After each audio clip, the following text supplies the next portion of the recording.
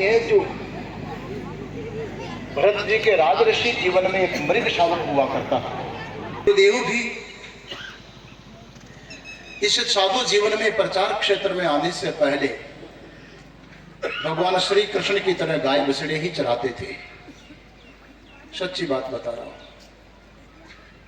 गाय बछड़े चराते चराते गुरुदेव ने पत्थर की स्लेट के ऊपर लिखना पढ़ना का अभ्यास शुरू किया था। कोई पढ़ाने वाला मास्टर नहीं मिलता था, वहां से अक्षर ज्ञान प्राप्त किया था। और वही मेरे गुरुदेव, मुझे ऐसा लगता है कि जब वो गाय बछड़े चराते थे तो आज का जगदीशपुरी शायद कोई न कोई बछड़ा होगा और भगवान से प्रार्थना की होगी कि कभी न कभी संग मिले तो महापुरुष का मिले और इन्हीं से मेरा कल्याण हो। मेरे गुरुदेव को तो पुनः जन्म नहीं लेना पड़ा, पर उनकी पावन सन्निधि और ज्ञान पाने के लिए हो सकता है वो बछड़े का रूप का जगदीशपुरी आज एक इंसान के रूप में आपके सामने उपस्थित हो सका है। और मैं अनुभव की बात बता रहा हूं, 100% सत्य बात।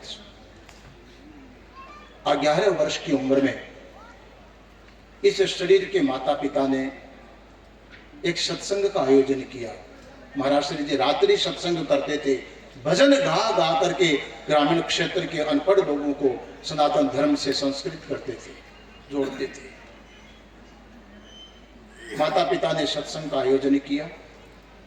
उनके मन में आए कि कागज के नोट तो कोई चढ़ा देते हैं, पर जब महाराज जी हमारे घर पर आएंगे तो एक हृदय का टुकड़ा बच्चा गुरु जी को चढ़ाएंगे। रात्रि सत्संग हुआ, अभी भी साक्षी लोग बहुत बैठे होंगे, पुराने लोग। और दूसरे दिन जब गुरु जी की विदाई होने लगी तो एक बालक को सामने खड़ा कर दिया, गुरुदेव मेरे पास पैसे नहीं है, पर ये आपकी भेंट है, आप संभालिए।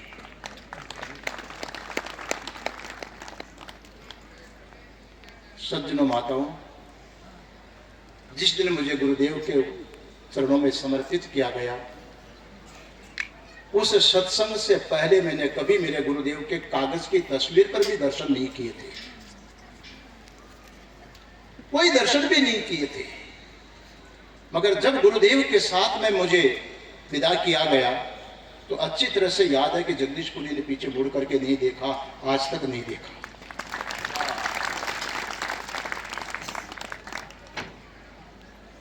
मेरी मंत्र दीक्षा महाराज श्री जी रात्रि को हुई, लगभग 12 बज रहे होंगे उसी समय सत्संग के अंदर। और जब गुरुजी ने मुझे मंत्र दीक्षा दी, 11 साल की उम्र, उठ करके जब मकान के अंदर गया तो मां पूछती है, महाराज जी ने क्या कहा, क्या क्या बातें सुनाई। उस समय मां जो मुझे पूछ रही थी, मुझे ऐसा लग रहा था कि मेरी मां है कि कोई दुश्मन है। मैंने गुरुजी से मंत्र लिया, मैं मंत्र का जप करूं कि इसके सवाल का जवाब दूं। वो मंत्र मेरे जबान से छूट नहीं रहा था। आज उस चीज को मैं अनुभव कर रहा हूं कि मेरा इस जन्म का संबंध नहीं, मेरे गुरुदेव के साथ पता नहीं कौन से जन्म का संबंध रहा है। इसीलिए हंस जी जो कह रहे थे ना कि हाथ रख दिया तो पीछे की याद नहीं आई, बेटा तू तो 8 महीने में गया, पर यह बंदा 52 साल में पीछे नहीं गया है। गुरुदेव के कर कमलों में तो वो शक्ति थी। सज्जनों माताओं, हमारे यहाँ राजस्थान में महाराज जी ऐसी परंपरा है कि इसको 2-5 भजन याद हो जावे ना तो लाल दुपट्टा डाल के महाराज बन के घूमता है आदमी। 5 भजन सीखने वाला। मेरे गुरुदेव को कम से कम 500 भजन कंठस्थ होंगे, और छंद दोहे तो कितने याद होंगे मैं कल्पना भी नहीं कर सकता था। 52 साल में नहीं सुना। जब तक गुरुजी कभी बात चलती तो कोई नई नई चीज सुनाया करते थे। कितना अनुभव रहा होगा उनका। ऐसे महापुरुष की कृपा और आशीर्वाद जिस शरीर को मिला। बहुतों ने कहा साधना सदन छोड़ दिया, इतना होगा मठ छोड़ दिया, गुरु जी की सेवा की। ईमानदारी से बताता हूँ, कोई एहसान नहीं कर दिया। छोड़ना तो मेरा काम था। सब कुछ छूटता आया, घर छूट गया, परिवार छूट गया, माता पिता छूट गए, ऐसे ये भी सब छूट गया। और एक दिन ये शरीर भी छूटेगा, मैंने तैयारी करके रखा है। आप लोगों को कष्ट नहीं होगा ज्यादा, थोड़ी मिट्टी जरूर हटानी पड़ेगी, बाकी मोटी मोटी डाल दे। ये तो संत के लिए कोई बहुत बड़ी बात नहीं है, मगर जो कुछ मेरे गुरुदेव से मुझे मिला है, अन्यत्र मैंने कहीं देखा नहीं। साधुत्व के लक्षण गुरुदेव के जीवन में 60 वर्षों से पहले कोई 2 टाइम भोजन किया होगा। 52 वर्षों से तो मैं देख रहा था, केवल 24 घंटे में गुरुदेव एक बार भोजन लेते थे। सवेरे शाम के दूध का गिलास लेते और कुछ नहीं लेते। मिर्ची खाए 60 वर्ष से ज्यादा हो गया होगा। आश्रम में कुछ भी भोजन बन रहा हो, गुरुजी को कोई लेना देना नहीं। उनका सिंपल भोजन होता था। गर्मियों में छाछ रोटी, सर्दियों में दूध रोटी, वो भी एक टाइम। सबके लिए समानता की बात आप सुन रहे थे। चाहे ब्राह्मण के घर में कार्यक्रम हो रहा हो, चाहे अंतिम व्यक्ति के घर में कार्यक्रम हो रहा हो, महाराज श्री जी का भोजन बनाएंगे तो सिलेक्टेड हम लोग ही बनाएंगे।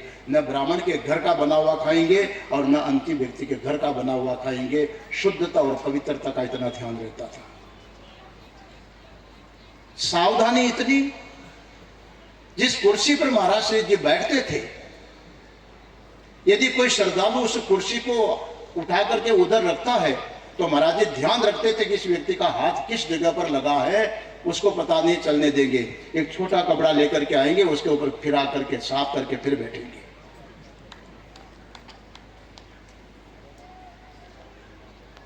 कोई पैर भी छू लेता गुरु जी का और देखा कि आचरण शुद्ध व्यक्ति नहीं है, उसके जाने के बाद में फिर जाकर के पैर धोते थे।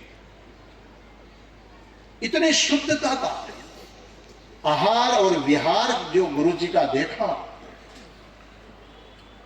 संत जन मुझे क्षमा करेंगे, पर यह चीज मुझे अन्यत्र नहीं मिली, इसलिए दौड़ करके जगदीशपुरी को पुनः महाराज श्री के चरणों में आना पड़ा। उनके जीवन में जो साधुत्व भरा था, जितने श्वेत वस्त्र गुरु जी के बाहर थे, उतना ही श्वेत शुद्ध पवित्र निर्मल हृदय महाराज जी का भीतर से था। सभी प्राणियों के प्रति भगवद गीता में लिखा है, आत्मोप्यन सर्वत्र समम पश्यति यो अर्जुन सुखम वा यदि वा दुखम स योगी परमो मता। जैसे हम अपने शरीर के प्रति सुख दुख में अनुभव करते हैं, महाराज श्री जी हर प्राणी के सुख दुख में वैसा ही अनुभव करते थे। और उसका प्रत्यक्ष उदाहरण सैकड़ों लोगों ने आज के 17 दिन पहले देखा है। जब महाराज श्री जी का यहां से अंतिम रथ यात्रा निकली तो श्रद्धालु जन तो अपने भाव अश्रु में भरे हुए थे, प्रेम में भरे हुए थे, जय जयकार कर रहे थे।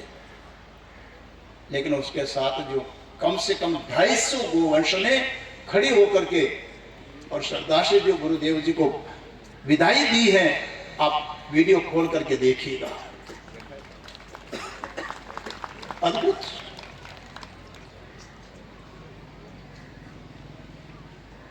जब साधना सदन से मुझे आना था, बड़ी विकट परिस्थिति थी मेरे सामने। एक तरफ वो था जिन्होंने साधु जीवन का सर्जन किया, एक तरफ वो महापुरुष थे जिन्होंने अपने जीवन की सारी तपस्या साधना का आशीर्वाद के साथ साथ दायित्व पात्र समझ करके साधना। बड़ा धर्म संकट था, बहुत महापुरुषों से परामर्श किया महाराज जी। एक किसी बड़ी पीठ के आचार्य महामंडलेश्वर थे, उनसे परामर्श किया, मेरे नजदीक भी थे। और वो हंसते हुए मुझे कहने लगे, स्वामी जी तुम कैसे पागल हो रहे हो, वहां क्या पड़ा है राजस्थान में, क्या है वहां पर? और जब यहाँ की मखौल करते हुए बोले तो मुझे ऐसा लग रहा था तो मेरे कलेजे में भाला मार रहा हो। एक नाशवान पदार्थों के पद के पीछे और धर्म से च्युत किया जाए। मैं उन महापुरुषों को कोटि कोटि वंदन करूंगा जिनका आशीर्वाद अभी मिला हो। कारेश्वर वाले महाराज श्री जी का, आपके गुरुदेव मार्कंडेय संन्यास आश्रम की ब्रह्मलीन स्वामी रामानंद सरस्वती जी महाराज, जिन्होंने मेरी समस्या को समझा और हमेशा हमेशा के लिए उनके आशीर्वाद से समाधान मिला और वहां से उठ करके वो दूसरा कदम यहाँ पर आया। साधन सदन वाले गुरुदेव का मेरे पर कम अनुग्रह नहीं था, अंतर प्यार मिला है। और मेरी वही श्रद्धा है, मैं नहीं निर्णय कर पाता हूं कि मेरी ये आंख श्रेष्ठ है कि ये आंख श्रेष्ठ है। मुझे कोई कहे कि गुरु के संबंध में क्या कहोगे, मैं कुछ नहीं बोल पाऊंगा। एक ने जीवन बनाया है और एक ने उस अध्यात्म विद्या में अंत पावन चरणों में कोटि से वंदन करता हूं। अधिक आप लोगों की और इन महापुरुषों की तपस्या नहीं करवाना चाहता, कार्यक्रम शेष है। मैं इस आयोजन में जिन महापुरुषों ने बड़ी कृपा की है, सर्वप्रथम उनका बहुत बहुत आभार मानता हूँ। इतने महापुरुष कृपा करके पधारे कि सबका नाम लेने में ही 10 मिनट लगेंगे और जिनके लिए बोलने लगूंगा तो मेरा भाव उनके प्रति उद्गार के और विस्तार होता जाएगा। हनुमान जी की पूंछ का अंत नहीं आएगा, आप परेशान हो जाएंगे। मैं करबद्ध सभी महापुरुषों से आभार अभिव्यक्त करता हूँ कि आपने बड़ी कृपा करके और मेरे गुरुदेव के प्रति श्रद्धांजलि। ऐसी ही बार बार आपके चरणों में मेरी विनंती है, प्रार्थना है कि मेरे गुरुदेव के जिम्मेदारी को जो मुझे निभाने का दायित्व मिल रहा है उसमें आपका आशीर्वाद मिलता रहेगा।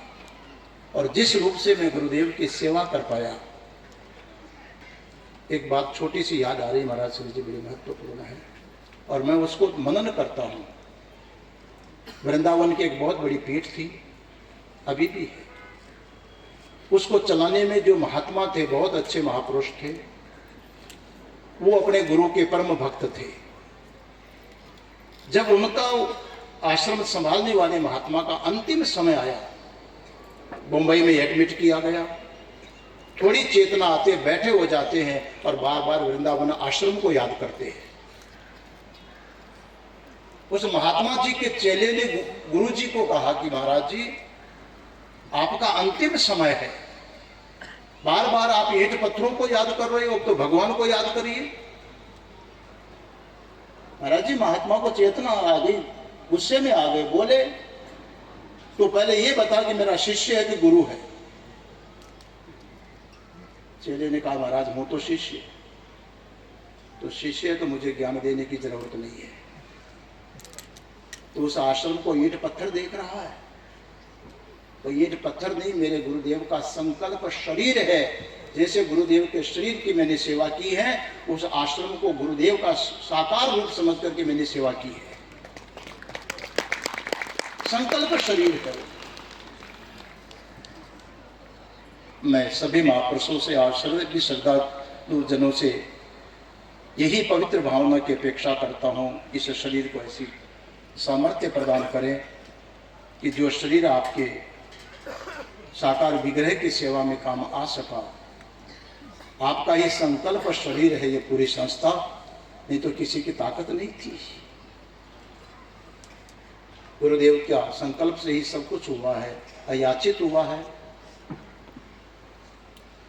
इसलिए मैं आप सबसे प्रार्थना करता हूं कि जैसे शरीर के अंग होते हैं, आप गुरुदेव के ब्रह्म स्वरूप में अंग स्वरूप होकर के और मुझे आशीर्वाद प्रदान करते रहें। यही आप सबसे मेरी महापुरुषों से अपेक्षा है। सभी लोगों का बहुत प्यार गुरुदेव के आशीर्वाद के कारण, जिस दिन गुरुदेव का शरीर अवसान हुआ, गुरुदेव ब्रह्मलोक ब्रह्मलीन हुए, संस्कार विधि हो रही थी। इस संस्था के सारे ट्रस्टीगण एक जगह मीटिंग करने लगे। मैं समझ गया कि कुछ न कुछ गंभीर विचार कर रहे हैं, देर तक इनके पास में नहीं गया। सभी ट्रस्टियों ने बड़ा पवित्र भाव के साथ में संकल्प किया कि हमारे गुरुदेव महाराज श्री जी का जो कार्यक्रम होगा उसमें गौशाला के निमित्त का एक भी पैसा खर्च नहीं होने देंगे। हम ट्रस्टी मिल करके और श्रद्धालु भक्त जनों से जो भी होगा मिल करके करेंगे, लेकिन आश्रम गौशाला का एक पैसा उस काम में खर्च नहीं होने देंगे। नाम किस किस का लूंगा? सभी ट्रस्टी जनों के लिए, और बड़ी श्रद्धा के साथ जो ट्रस्टी नहीं भी है, जिन्होंने अपने गुप्त सेवाएं प्रदान की है, उन सभी श्रद्धालुओं के प्रति गुरुदेव के अमोघ आशीर्वाद की खूब खूब प्रार्थना करता हूं। आपकी भक्ति, आपकी श्रद्धा फलीभूत रहे, और जिस प्रकार की भावना आपके मन में गुरुदेव के प्रति, इस आयोजन के प्रति, व्यवस्था के संबंध में जागृत हुई है, वो दिन दूनी रात चौगुनी बढ़ते हुए सामर्थ्य के साथ में और भी आगे बढ़े, ऐसे गुरुदेव से मैं अपेक्षा करता हूं, आशीर्वाद की प्रार्थना करता हूं। उत्तराधिकारी के बाद चंद्र विधि की बात चली। सज्जनों माताओं, मेरे मन में एक बात आई थी। मुझे पता था कि ये सब होता है, तो हंस जी, परमानंद जी, नारायण जी को एक दिन बिठाया कि इस तरह की बात आएगी तो क्या करना चाहिए। मेरे मन में एक विचार आया था कि इन ब्रह्मचारियों में सबसे अधिक सेवा, हालांकि सभी समर्पित रहे हैं, मगर ब्रह्मचारी नारायण चैतन्य की जो सेवा रही है, गुरुदेव 10 आवाज लगाएंगे तो 8 बार नारायण को ही बुलाएंगे, बाकी 2 बार में हम सब आश्रम वाले अन्य लोग थे। इतना प्यार ब्रह्मचारी नारायण जी ने पाया है, और बड़ी समर्पणता के साथ में, सरल हृदयता के साथ में, हंसते हंसते महाराज जी की सेवा की है, बड़ी प्रसन्नता से सेवा की है। मेरे मन में आया कि इन तीनों में से किसी को ये चंद्र उड़ाने का जो नाटक हो तो इनको किसी को एक को उड़वा दें और मैं दूर का दूर रह जाऊं। मैंने इनके सामने बात रखी तो तीनों का तीनों बोले, नहीं महाराज जी, ये तो नहीं होगा।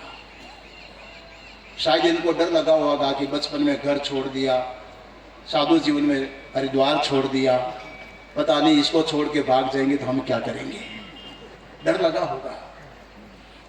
भगवान से प्रार्थना करते हैं कि छोड़ने का, पकड़ना और छोड़ना, ये तो छोड़ना संसार का स्वभाव है, पर आप सभी श्रद्धालुओं के और ब्रह्मचारियों की भावना थी, तो उसके लिए आप सब लोग कष्ट न करें। कई लोगों का मेरे पास फोन भी आया था, मैं इनकार करता रहा, पर आज सवेरे सवेरे जब उठा तो पता नहीं गुरुदेव की ही अंतर प्रेरणा हुई होगी कि लोक विधि है उसको पूरा हो जाने दें और प्रतीकात्मक रूप से हो जाए।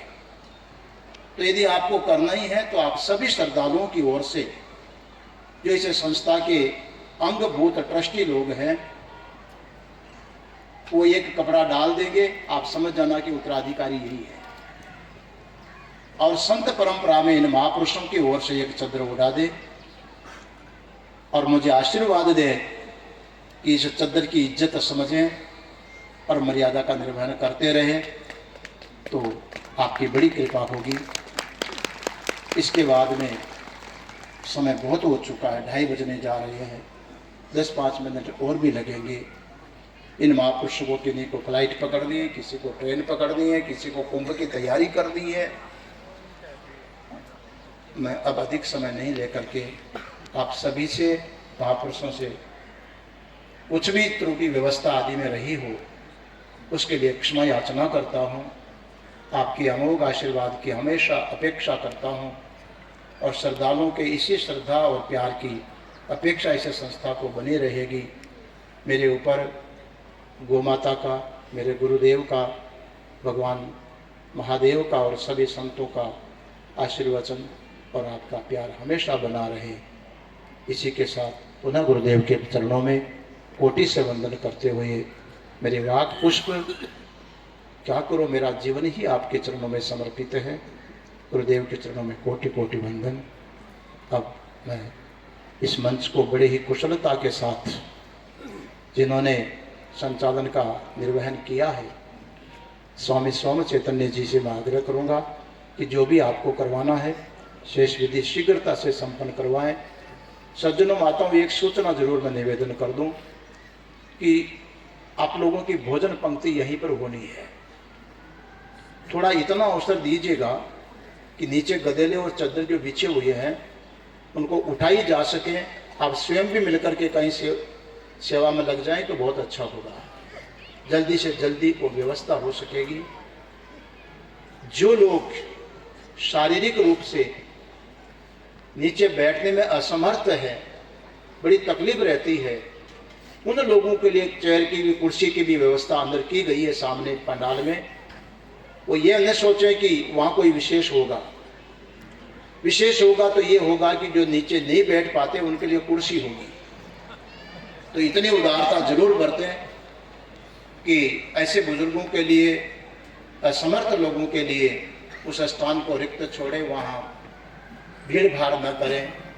सेवा वालों से आग्रह करूँगा कि जिनको जो सेवा का दायित्व मिल रहा है, यहाँ कोई भी वो शादी ब्याह में क्या करते हैं, तो महाराज जी बड़े आसानी से बोलते, मेरे से नहीं बोला जाता। जो भी होते हैं यहाँ पर एक भी नहीं है, यहाँ सब के सब के अंगभूत हैं। इस व्यवस्था को कुछ जवान लोगों को पहले कि आपको दिन भर सेवा करनी है तो वो लोग पहली पंक्ति में जरूर भोजन करेंगे है, वो तब तक भोजन न करे जब तक ये सेवा करने वाले भोजन न कर ले। पहले उनको भोजन करवाएं और फिर वो उनके ऊपर आराम से विदा हो सकते हो।